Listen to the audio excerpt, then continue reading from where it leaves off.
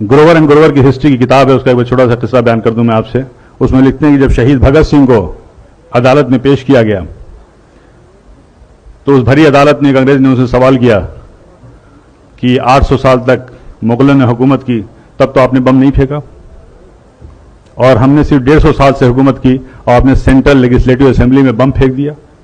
उसका बहुत अच्छा जवाब भगत सिंह ने दिया था कि देखिए, मुगलों ने जो हम पर राज किया है वो हमारे दिलों पर राज किया है, और उन्होंने इस मुल्क को सोने की चिड़िया बना दिया है, और इस सोने की चिड़िया की चमक से आप 7 समुंदर दूर से यहां तक आए हैं, और यहां पे आने के बाद अगर आपकी हुकूमत को अगर एक लफ्ज में, एक लाइन में कहा जाए तो वो ये है कि आपकी हुकूमत एक स्पंज की तरह है जो गंगा के किनारे हीरो और जवाहरात को चूस करके इंग्लैंड में जाकर के टेम्स नदी के किनारे निचोड़ती है, और वो इंग्लैंड मालामाल हो जाता है, और उस दौलत के मालामाल होने के बाद उससे आप अपनी तरक्की करते हैं।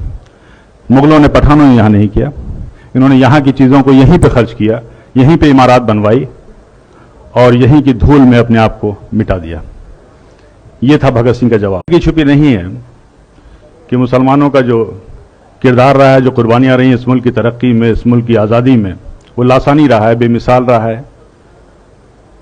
और अगर देखा जाए तो ये मुल्क जो है, अगर आप तारीख में देखें तो हिंदुस्तान जो हमारा मुल्क है, मुत्तहिद मुल्क नहीं था।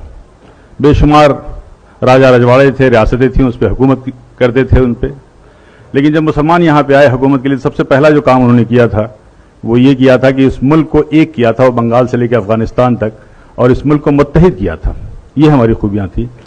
अगर जंगी निज़ाम की बात करें, जो हम वार स्ट्रेटजी की बात करते हैं, सबसे पहले तो इस मुल्क हिंदुस्तान में ज़हीरुद्दीन बाबर लाए थे। पहला जो रॉकेट था वो शेर मैसूर टीपू सुल्तान ने बनाया था, और ये तारीख में दर्ज है।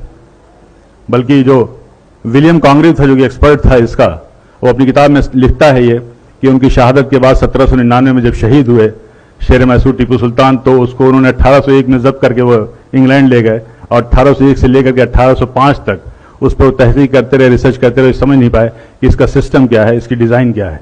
तो उन्होंने एक किताब वहाँ से भेजी थी, और उस किताब का नाम था फतहुल मुजाहिदीन, और वो किताब आज भी पेरिस के म्यूजियम में रखी हुई है।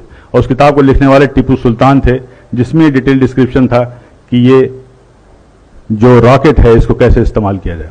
तो ये वो पहली मिसाइल थी, आप गूगल में सर्च कीजिए, वो जो पहली मिसाइल थी मैसूरियन मिसाइल टीपू सुल्तान ने बनाया था।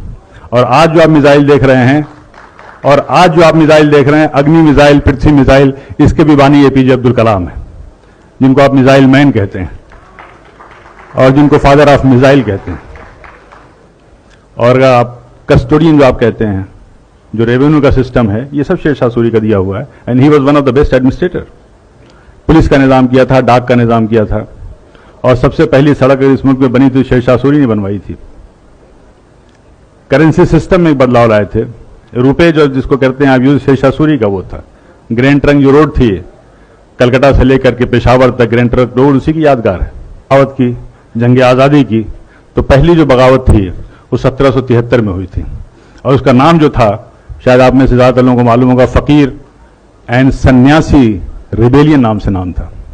यानी बंकिम चटर्जी जी ने अपनी आनंद मठ की किताब में साफ साफ लिखा है कि उस जमाने में जो फ़कीर और सूफी हुआ करते थे, जो साधु और सन्यासी हुआ करते थे, वो एक साथ जाते थे, झुंड का झुंड जाते थे, और अंग्रेज़ों के गोदाम में वो लूटते थे, और उस कहत के दौरान वो जो अनाज लाते थे वहाँ से वो हिंदू और मुसलमानों में तकसीम किया करते थे। और ये सिलसिला तकरीबन 50 साल तक चला। इसका पूरा तारीख में डिस्क्रिप्शन है। पहली जो जंग आज़ादी थी वो 1857 की थी। और जिस फतवा वर्ड हम कहते हैं, जंग आज़ादी का सबसे पहला फतवा फजल हक खैराबादी ने दिया था।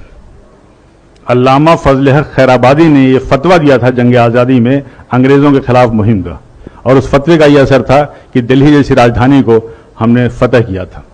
लेकिन उसके बाद से ये तारीख में लिखा हुआ है कि लेफ्टिनेंट जनरल हडसन लिखते हैं कि जब हमने दोबारा बड़ी मेहनत और मशक्क़त से दिल्ली को फतह किया, तो उस वक्त इंग्लैंड से एक खत आया था, एक टेलीग्राम आया था, उसमें साफ साफ लिखा हुआ था कि देखो ये जंग आज़ादी जो है 1857 की, ये जंग आज़ादी दरअसल उलमाए कराम की जंग आज़ादी, और उन उलमाए कराम के लिए बड़े फ़ख्र से वो लिखता है कि हमने न जाने सैकड़ों उलमाए कराम को बगैर किसी मुकदमा चलाए हुए फांसी दे दिया।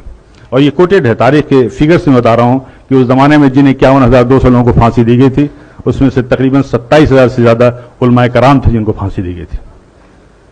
वीर सावरकर ने अपनी किताब में जॉन मैकेल्सन का हवाला देते हुए कहा था कि 1857 की जंग आज़ादी में अगर सबसे ज़्यादा किसी का नुकसान हुआ तो मुगल की जो आखिरी रोशनी थी, आखिरी बादशाह थे बहादुर शाह जफर का हुआ।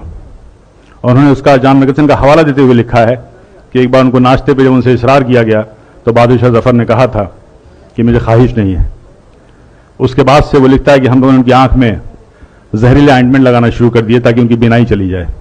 और उन्हें इस बात का इल्म था कि इस्लामी कानून में, इस्लामी शरीयत में कोई नाबीना अंधा शख्स कहीं का हुक्मरान नहीं हो सकता।